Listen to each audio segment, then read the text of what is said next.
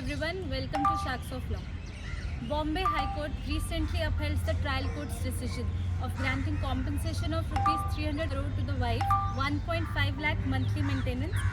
Apart from that, 75,000 for the residents. Today our topic of discussion is rights granted to the women under Domestic Violence Act.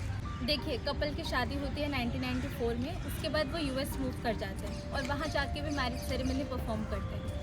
फिर वो India वापस आते हैं 2005 में और साथ रहते हैं। 2008 में वाइफ जो है वो अपनी मदर के घर पे मूव कर जाती है ड्यू टू इश्यूज़, जो भी उनके मैट्रिमोनियल इश्यूज़ हो, जो भी उनके बीच में डिस्प्यूट्स रहे। अब 2014 में जो हस्बैंड है वो वापस यूएस मूव कर जाते हैं वाइफ को साथ लिए बिना। 2017 में जो हस्बैंड है वो यूएस में डिवोर्स पिटिशन फाइल करते हैं और 2018 में जो है कोर्ट उनको डिवोर्स ग्रांट कर देता है।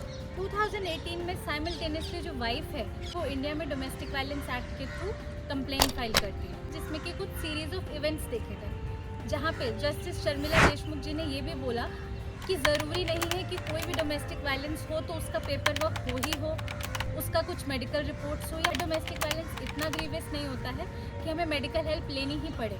बट इसका मतलब ये बिल्कुल नहीं है कि अब्यूज़ हुआ नहीं। आइए जानते हैं कुछ फैक्ट्स। सो लेट्स अंडरस्टैंड कि ऐसा क्या हुआ जो ये बात यहाँ तक पहुँच गई और इतने सालों में ये डिसीजन अब आया। देखिए, बहुत बार ऐसा भी हुआ, वाइफ ने बताया कि नेपाल में जब वो अपने हनीमून के लिए गए थे तो वहाँ पे एक बहुत ही डीमीनिंग कमेंट पास किया हस्बैंड ने, उनको सेकंड हैंड बुलाया गया। क्यों? Because of her previous breakdown of engagement, जो कि उनकी शादी से पहले हो चुका था। उसके बाद बहुत बार ऐसा भी हुआ कि उन्होंने इनफिडिलिटी या फिर उनके अपने ही रिलेटिव्स के साथ उनके इनअप्रोप्रिएट रिलेशंस के चार्जेस लगाए।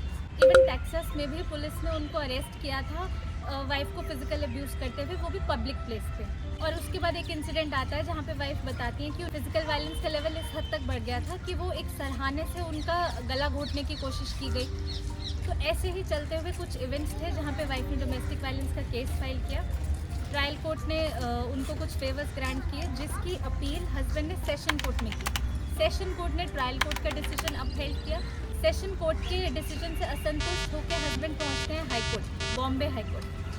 बॉम्बे हाई कोर्ट अपहेल्ड करता है ट्रायल कोर्ट का डिसीजन, जहां पे वो वाइफ को ग्रांट करता है 3 करोड़ का compensation, 1.5 lakh monthly maintenance and 75,000 alternate accommodation के रेसिडेंट्स के रेंट के लिए। देखिए, इस वीडियो के ज़रिए हम ये बताना चाहते हैं, सबका जो टॉपिक ऑफ डिस्कशन है वो ये तो ज़रूर है कि वाइफ को इतना कॉम्पनसेशन मिला, बट क्या आप सोच रहे हैं कि वो 55 ईयर्स की एज की फीमेल अब वो 3 करोड़ लेके भी क्या वो अपनी लाइफ दोबारा सेटल कर पाएगी? क्या वो किसी पर ट्रस्ट कर पाएगी, या वो कभी भी नए सिरे से अपनी ज़िंदगी को आगे बढ़ा पाएगी? लास्ट में यही कहना चाहूँगी, चाहे वो मेल टू फीमेल हो या फीमेल टू मेल हो, डोमेस्टिक वायलेंस एंड क्रुएल्टी जैसी चीज़ों को अपनी शादी से दूर रखिए। ये बहुत ही अच्छा रिलेशनशिप है, इसको मेंटेन कीजिए। और मैट्रिमोनियल डिस्प्यूट्स से रिलेटेड और इन्फॉर्मेशन के लिए आप हमारे चैनल को लाइक, शेयर एंड सब्सक्राइब कीजिए। Thank you for watching this video.